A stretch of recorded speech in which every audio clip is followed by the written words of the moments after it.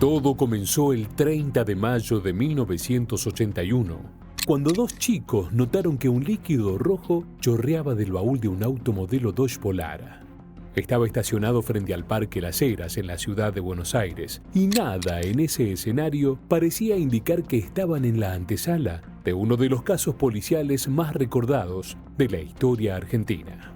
Los niños corrieron a avisarle a sus padres que algo extraño pasaba, y los adultos no tardaron ni 2 segundos en comprobar que se trataba de un rastro de sangre. El encargado de un edificio cercano también notó la perturbadora imagen y llamó de inmediato a la comisaría más cercana. Algo había sido escondido en ese auto y la respuesta parecía siniestra, pero no imaginaban cuánto. La policía llegó a los pocos minutos e intentaron abrir el baúl del auto, pero estaba trabado. Las crónicas de la época dicen que debieron usar un detonador para romper la cerradura, y entonces sí, se encontraron ante el horror. Los cadáveres de un hombre y una mujer habían sido metidos dentro del habitáculo, envueltos en sábanas y con bolsas de nylon que les tapaban las cabezas. Pero no era un doble crimen cualquiera. La investigación arrojó uno de los panoramas más truculentos imaginables. Los asesinos eran los hijos. A partir de ese momento, el apellido Schocklender quedó para siempre relacionado con este perturbador crimen. ¿Qué llevó a Sergio y a Pablo a matar a sus padres? ¿Qué inquietantes hechos ocurrieron en los días previos al parricidio? ¿Qué secretos ocultaba esta familia de clase acomodada que de pronto fue sacudida por el horror? Lo primero que hizo la policía fue identificar los cuerpos. No fue difícil, ya que el hombre tenía una etiqueta en el interior de su ropa. Se trataba de Mauricio Schocklender, de 53 años, y su esposa Cristina Silva Romano. Ambos vivían en un departamento ubicado en el 4º piso del edificio de 3 de febrero 1480 en el barrio porteño de Belgrano. Tenían 3 hijos, Sergio, Pablo y Ana Valeria. Entre ellos se llevaban pocos años. El mismo día del crimen, Sergio el mayor cumplía 23. En apariencia, eran una típica familia de clase media porteña que había llegado desde Tandil, en el centro de la provincia de Buenos Aires, unos años antes. Mauricio, el padre, era ingeniero y trabajaba en el grupo Pittsburgh and Cardiff Coal Co. Sociedad Anónima.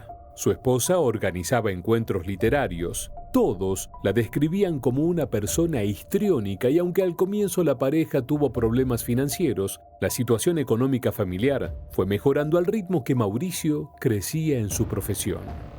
Al llegar a Buenos Aires, parecía esperarles una vida apacible en uno de los barrios más acomodados de la ciudad, mientras el patriarca amasaba una pequeña fortuna.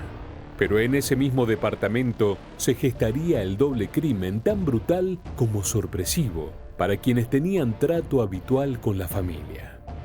Mauricio había alcanzado la posición de gerente en Pittsburgh, un conglomerado empresarial ligado a su vez con una de las mayores empresas siderúrgicas del mundo, con sede en Alemania. Para cuando se desató el crimen en 1981, Argentina estaba en plena dictadura militar y esto agitó algunas teorías que plantearon los propios hermanos para desviar la investigación. En pleno gobierno de facto, además de un clima de enorme tensión política y continua represión por parte de las Fuerzas Armadas, la empresa en la que trabajaba Schocklender había comenzado a vender tanques y submarinos. Poco antes de ser asesinado, el hombre había sido nombrado presidente de una de las empresas más importantes del grupo económico, pero nunca llegó a asumir el cargo. El día del crimen, Sergio, su hermana y sus padres habían ido a cenar a la Costanera para festejar el cumpleaños del hijo mayor, que sería esa noche después de las 12. Pablo, el tercero de los jóvenes, no estaba invitado a la reunión porque se encontraba distanciado de sus padres. Esto era a raíz de un evento por demás violento, del que hablaremos en breve. Pero Pablo sí seguía en contacto con Sergio. Los dos hermanos tenían un diálogo fluido y una relación muy estrecha. Pablo consideraba a su hermano mayor como su protector, casi como un padre. Con sus progenitores, en cambio, tenía una distancia y un rechazo que se había convertido en un fuerte odio y resentimiento. ¿Por qué? También lo sabremos pronto. Pero volvamos por un momento a la noche del crimen para conocer más a fondo cómo sucedieron los hechos. Según consta en la investigación, esa noche Sergio le contó a Pablo que el departamento familiar estaría vacío. Mientras ellos comían y festejaban el cumpleaños de Sergio, su hermano menor se infiltró en la casa y se mantuvo escondido en un armario. Ya pasada la medianoche, la familia regresó y cada uno se fue a acostar. El único que sabía que Pablo estaba escondido allí era su hermano. En plena madrugada, el mayor se levantó y se reunieron en el living. Tenían que arreglar los últimos detalles de su retorcido plan. Pablo había pasado varias horas escondido y en sus manos aferraba 2 fierros pesados. Eran en realidad mancuernas para hacer ejercicio, pero sin las pesas. Se convertirían a partir de esa noche en el arma homicida. Pero algo ocurrió que pudo hacer tambalear todo el plan. La madre de los Oquendel llegó en mitad de la noche a la sala. En algún momento se dijo que estaba desnuda, pero luego las fuentes de la investigación lo desmintieron. Lo que sí se confirmó fue que estaba borracha como casi todos los días. Cristina se sentó en el sillón y empezó a desvariar hablando frente a Sergio. Quizás nunca supo que el menor acechaba en algún rincón. Sus hijos parecían tranquilos, pero Pablo, de pronto, la atacó por la espalda.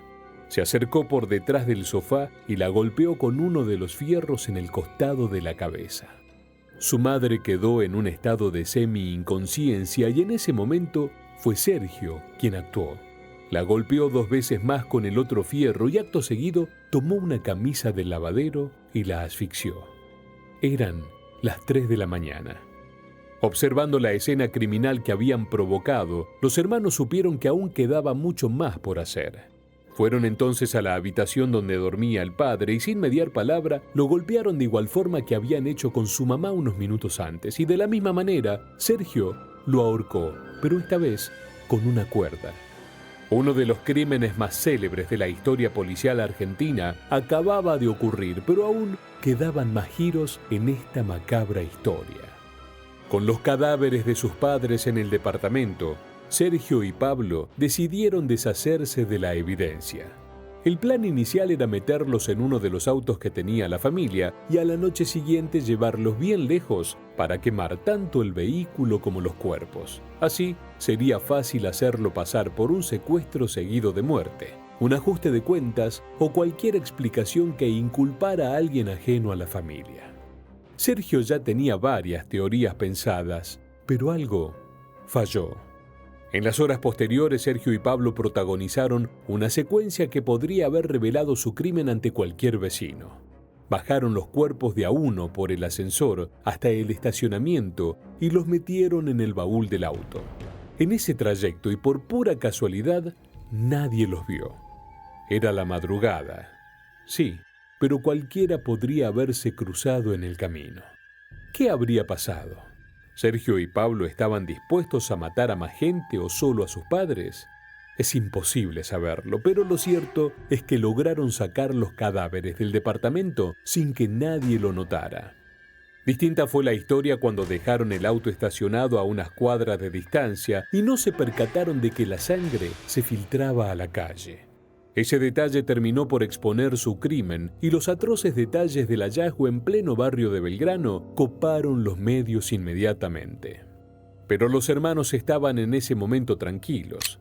Volvieron a la casa y unas horas después recibieron el llamado de la policía. Había ocurrido algo muy grave y tenían que ir rápidamente a la comisaría.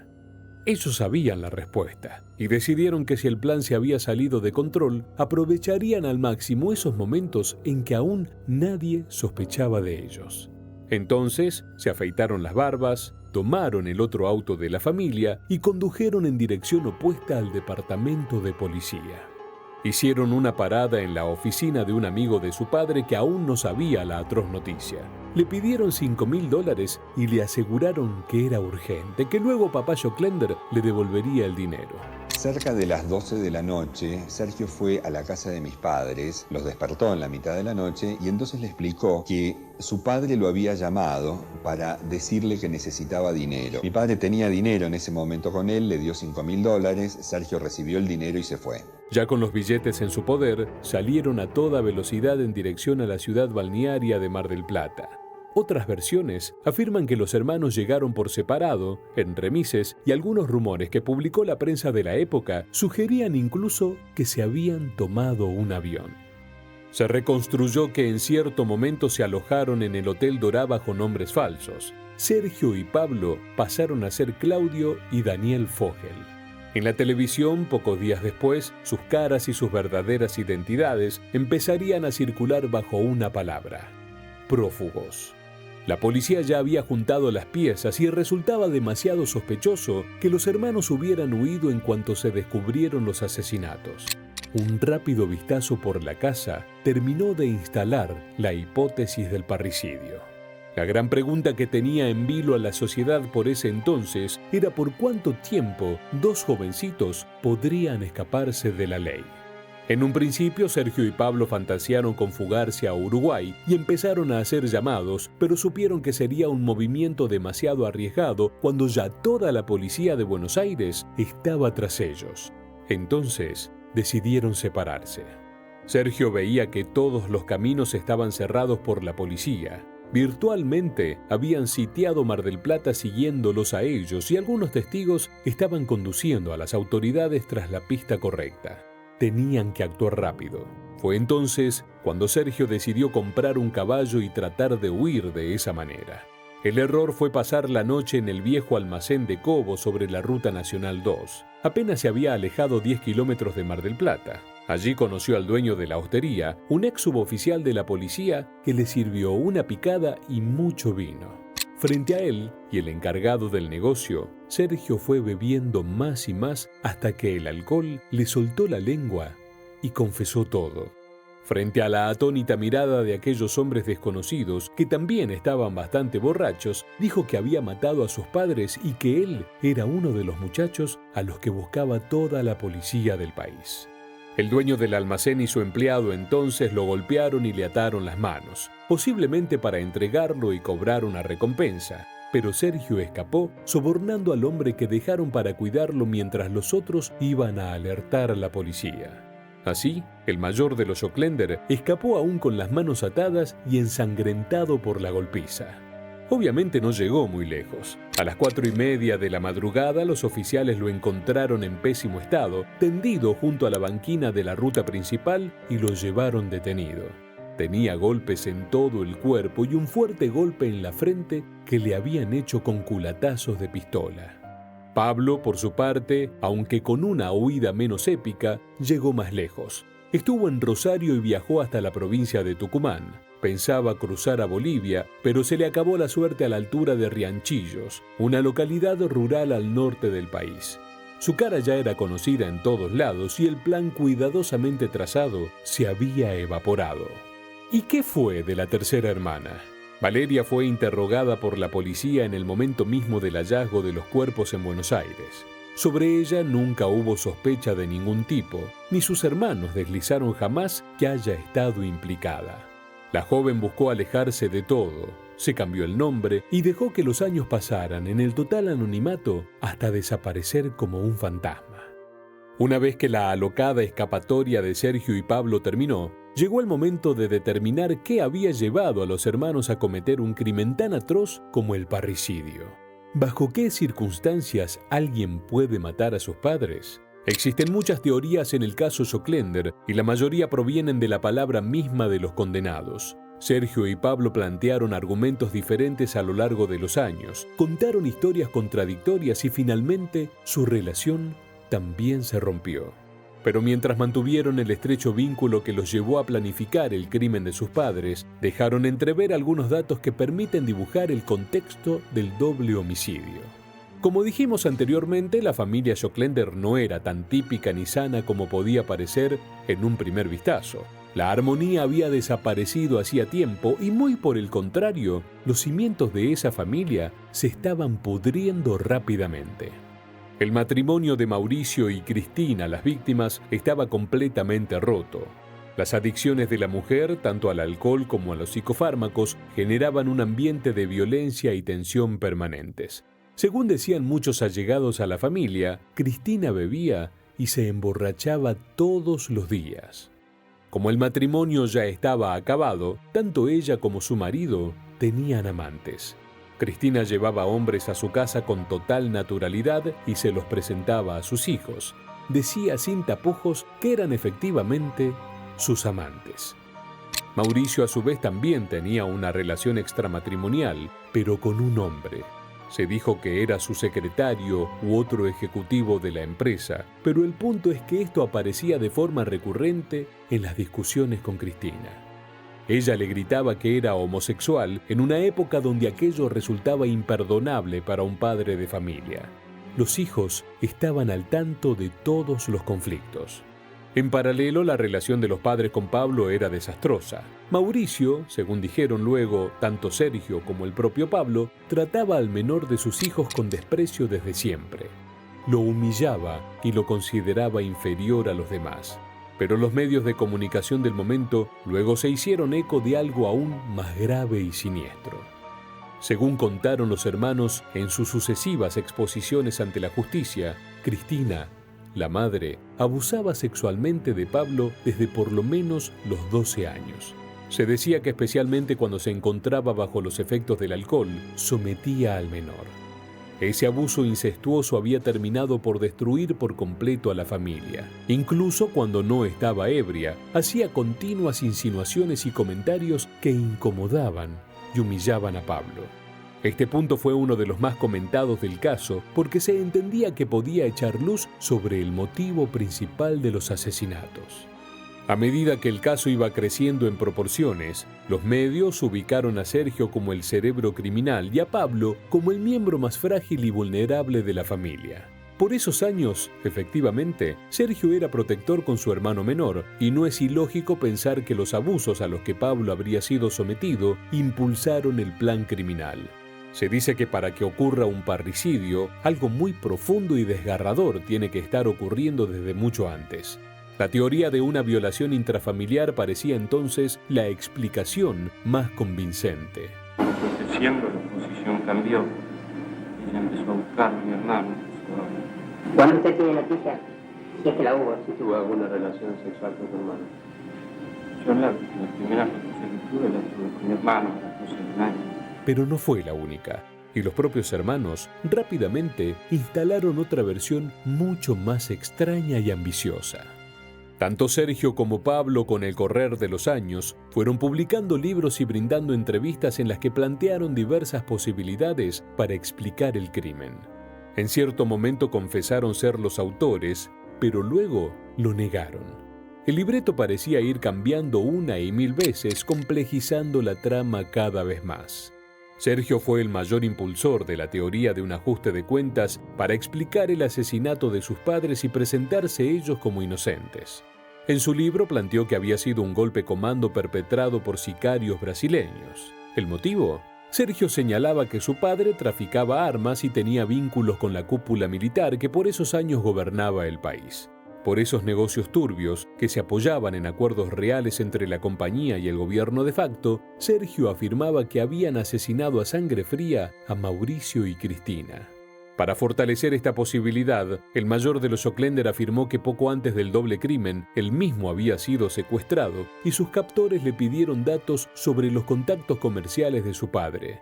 Incluso se barajaron dos nombres, Josemar Becerra como autor intelectual y Ludovico Guedes Meneses como posible sicario. Sin embargo, las pericias en el departamento, el tipo de crimen que denotaba una particular violencia contra las víctimas y la fuga posterior de los hermanos hizo que rápidamente se diluyera la pista sicaria.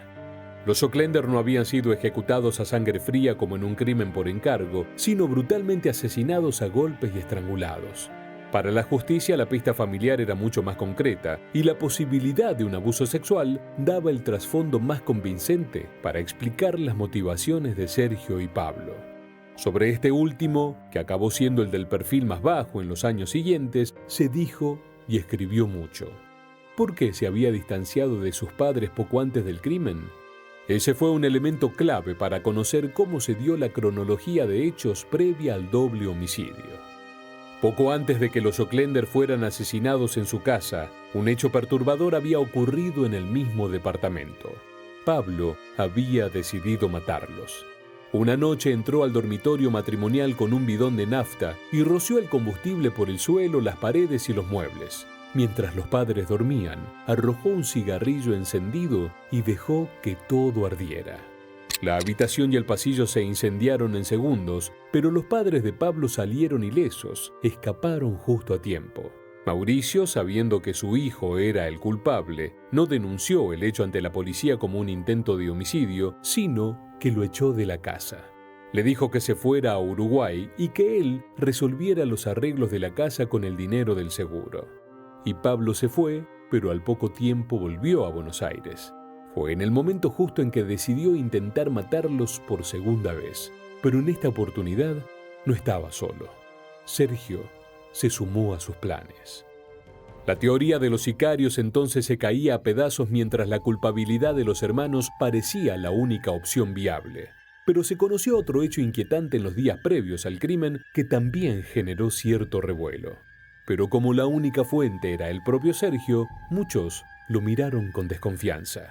En ese momento Sergio había denunciado ante las autoridades de la empresa Pittsburgh, donde trabajaba su padre, que alguien lo había encerrado en una cámara frigorífica con la clara intención de matarlo. Nunca quedó claro qué fue lo que pasó, pero Sergio parecía estar queriendo preparar el escenario para decir que el crimen de sus padres había sido perpetrado por alguien que desde hacía tiempo quería hacerle daño a la familia.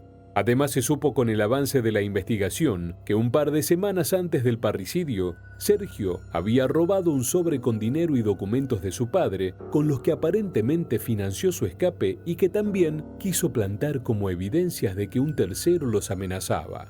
Todo eso fue pasando en una ventana de tiempo muy breve. Y no fue lo único. 2 semanas antes de la violenta muerte de Mauricio y Cristina Oquender, el gerente de Pittsburgh, Julio de la Hera, cayó del balcón de su casa y murió al instante. Del episodio nunca trascendieron muchos detalles. ¿Fue un crimen, un accidente o un suicidio? ¿Tiene algún tipo de vinculación con el asesinato de los Oquender pocos días más tarde? Quizás haya aspectos de esta historia que nunca llegaremos a descifrar. Sergio y Pablo dijeron muchas cosas, pero finalmente fueron juzgados. Hubo, eso sí, decisiones judiciales que también dieron que hablar. En primera instancia, el 12 de marzo de 1985, cuando ya había retornado la democracia a Argentina, Sergio fue condenado a cadena perpetua por el crimen de sus padres. Pablo, en cambio, fue absuelto. Sin embargo, un año después, en los primeros días de abril de 1986, la Cámara Nacional de Apelaciones en lo Criminal y Correccional confirmó que Sergio debería cumplir perpetua, pero que también debía hacerlo su hermano menor. En este segundo fallo se consideraba que ambos habían sido coautores del doble homicidio calificado por el vínculo. De esta forma, además de estar ante una larga condena a la cárcel, perdían todo derecho a exigir la herencia. La única que podía reclamarla era Valeria, de la que no se sabría nada más públicamente. El problema fue que cuando la policía fue a buscar a Pablo ya no lo encontró. El menor de los Oquender, el más vulnerable, logró mantenerse prófugo durante nada menos que 8 años. Oculto en la ciudad boliviana de Santa Cruz de la Sierra, a donde había querido escapar en su primera fuga tras los asesinatos, vivía bajo una nueva identidad. Se hacía llamar Jorge Velázquez, pero no reparó en que sus huellas digitales nunca cambiarían. Un cheque lo delató y fue capturado. Pero los Oquender no pasaron el resto de su vida en prisión como había dictado su sentencia. De hecho, casi ningún condenado en la historia policial argentina efectivamente cumple prisión de por vida. De esta manera, Sergio salió en 1994 y Pablo en 2001. El primero se había recibido de abogado, psicólogo y estudió sociología. Sergio se fue instalando como un preso referente en el penal de Devoto, donde pasó buena parte de su condena tras ser trasladado en 1983 desde la cárcel de Caseros. Joclender tenía mucho carisma dentro del ámbito carcelario, no era un delincuente común y gozaba de cierta fama. Al salir de la cárcel había pulido como nunca sus habilidades. Era inteligente, manipulador y seductor, y cuando obtuvo la libertad condicional se propuso sacar provecho de todo eso. Tuvo una pareja de la que nació una hija a la que nunca reconoció y después se casó con quien era su psicóloga y juntos adoptaron un hijo. En 1995 comenzó a trabajar en la Fundación Madres de Plaza de Mayo, una de las organizaciones de derechos humanos surgidas a partir de la lucha de las mujeres que buscaban a sus hijos desaparecidos en la dictadura. Sergio Joclender había cultivado una amistad muy fuerte con Eve de Bonafini, fundadora de la asociación y renombrada activista por los derechos humanos en Argentina. Ella decía quererlo como a un hijo. Joclender pasó a ser apoderado de la asociación y una pieza clave en un proyecto de construcción de viviendas para familias pobres que se llamó Sueños Compartidos. Mientras trabajaba a sus anchas en ese proyecto, tuvo una nueva denuncia judicial que nada tenía que ver con eso. Su expareja lo denunció por el abandono de la hija que tenían en común. Entre 2011 y 2017, esa causa fue elevada a juicio y el reclamo hacía alusión a que Joclender no cumplía con sus obligaciones económicas y eso perjudicaba la salud de la niña que necesitaba cuidados especiales. Pero en paralelo, un escándalo de dimensiones nacionales estaba por explotar para Joclender. El segundo, después del resonante asesinato de sus padres. Además de diversas denuncias por estafas, en 2011 fue acusado de enriquecimiento ilícito por presunto lavado de dinero y defraudación al Estado, debido al desvío de fondos públicos entregados a la Fundación Madres de Plaza de Mayo, y se calcula que el fraude al Estado argentino escalaba a 280 millones de pesos. En este caso, estamos hablando del juez federal Norberto Ollarvide, inhibió los bienes de Joclender. Inhibición general de los bienes de Sergio Joclender, su hermano Pablo y los otros 7 imputados por supuestas operaciones de lavado de dinero y malversación de fondos públicos. Una medida dictada después de que el magistrado rechazara tomar declaración al ex apoderado de Madres de Plaza de Mayo, quien ayer por la mañana se presentó sorpresivamente en la puerta del juzgado del doctor Ollarvide con documentación que supuestamente justificaba sus gastos. Por otro lado, el juez dispuso allanar por segunda vez la sede de Meldorrec Sociedad Anónima, la constructora que fabricaba las viviendas sociales de Madres y pertenecía al propio Joclender, quien finalmente reconoció a través de su abogado la propiedad. El escándalo escaló rápidamente y Joclender volvió a prisión, no sin antes acusar a los expresidentes Néstor y Cristina Kirchner de ser, según sus palabras, los jefes de la banda. Por su parte, Eve de Bonafini lo denunció por amenazas y extorsión. Más de una década después, Sergio está otra vez libre y cada cierto tiempo aparece en los medios brindando alguna entrevista para repasar su rocambolesca vida. Se sigue dedicando al rubro de la construcción y logró generar una fortuna como aquella que en su momento perdió cuando asesinó a sus padres. ¿Y qué pasó con Pablo? El vínculo entre los hermanos que parecía inquebrantable terminó por romperse. De más bajo perfil, hace algunos años trascendió que el menor de los 2 hermanos se radicó en Paraguay y utiliza su apellido materno Silva. También se dedica a la construcción. Al igual que Sergio, trabajaba con Madres de Plaza de Mayo cuando se descubrió el enorme desfalco y quedó imputado también por aquella monumental estafa. Se lo sigue investigando por haber retenido parte del salario de varios empleados a su cargo y no hacer los aportes previsionales pertinentes. Delitos que a la luz de toda esta historia parecen anécdotas pequeñas en un sinfín de eventos mucho más truculentos. Solo resta preguntar por Valeria, la tercera hermana y el mayor misterio a esta altura. Ella, como dijimos, es mucho más difícil de rastrear. Cortó todo vínculo con sus hermanos al momento del crimen y nunca dio entrevista a los medios. Se dice que en los tiempos posteriores al crimen de sus padres, se refugió en la casa de un tío y cambió su identidad. ¿Cómo no se dio cuenta de los asesinatos si estaba en la misma casa aquella noche trágica? Sergio en algún momento contó que la habían sedado con cloroformo, al igual que a la perra que su hermana tenía, pero como todo lo que dijo alguna vez puede haber sido cierto o no. El rastro de Valeria se pierde a medida que avanzan los años 80. Trabajó en un banco, estudió francés por un tiempo y luego se mudó a Dinamarca. Se cree que vivió también en Estados Unidos y Uruguay y finalmente volvió a Argentina ya segura de que nadie la reconocería. Sin embargo, en 2011, el diario sensacionalista Libre publicó una foto de la que podría ser Valeria Joclender caminando por la calle. Nunca quedó claro si esto era así, pero lo obvio es que Valeria no quiere que la encuentren nunca más. La sombra del apellido Joclender sigue extendiéndose a pesar de que hayan transcurrido más de 40 años. Y hagan lo que hagan, Los Tres Hermanos seguirá siendo uno de los capítulos más sangrientos de la historia argentina.